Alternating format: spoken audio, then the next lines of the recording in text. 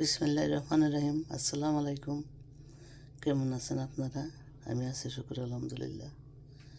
এখানে আমি টক দই দিয়ে একটা ডেজার্ট তৈরি করব। প্রথম নিয়েছি 1 কাপ।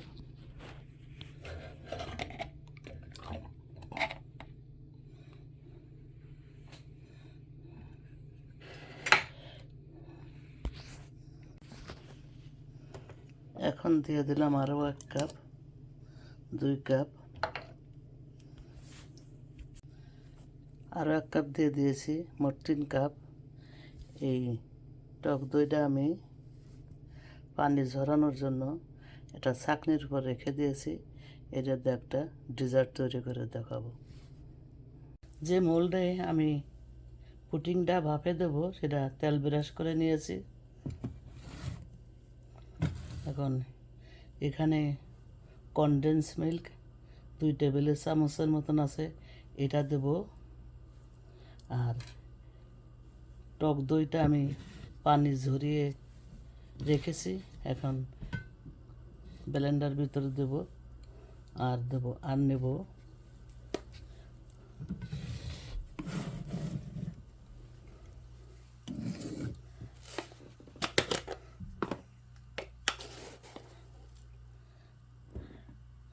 1 টেবিল চামচ কফি দিলাম, আরও হাফ চামচ দিলাম।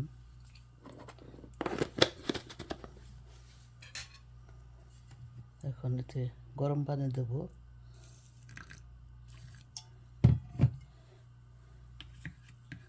গলে যাওয়ার জন্য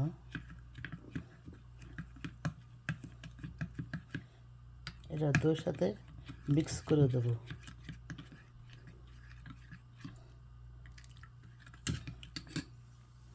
ব্লেন্ডারে আমি দইটা দিয়ে একটু ব্লেন্ডারটা ঘুরিয়ে নেব। টক দইটা আমি সব কিছু একসঙ্গে ব্লেন্ডার করে নিয়েছি। এখন মোল্ডে ঢেলে দিলাম। আগেই তেল ব্রাশ করা ছিল মোল্ডে।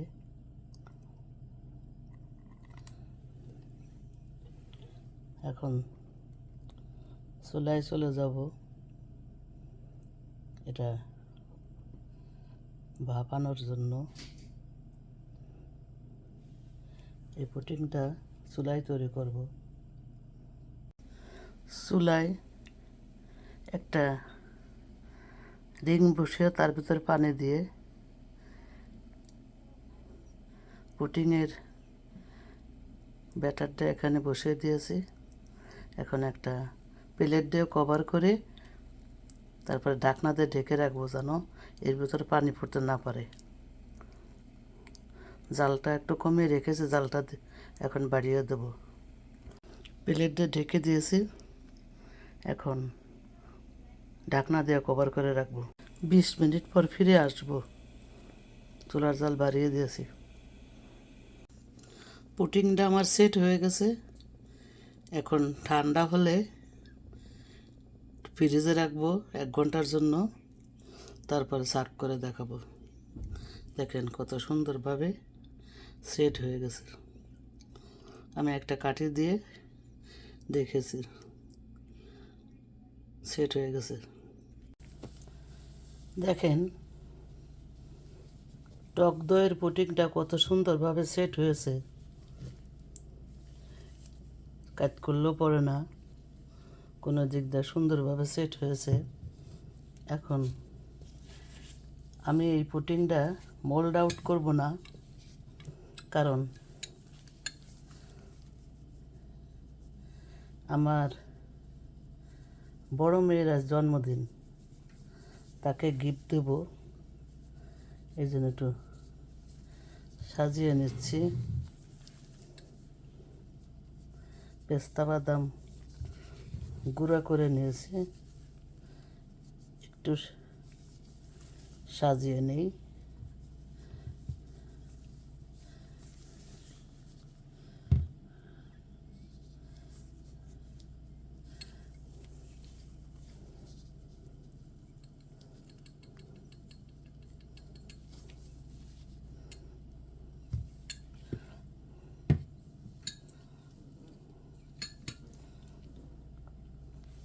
যদি আমার এই রেসিপি আপনাদের ভালো লেগে থাকে, একেবারে শর্টকাট, তাহলে শেয়ার করে দিবেন বন্ধুদের মাঝে, বেশি বেশি শেয়ার করবেন।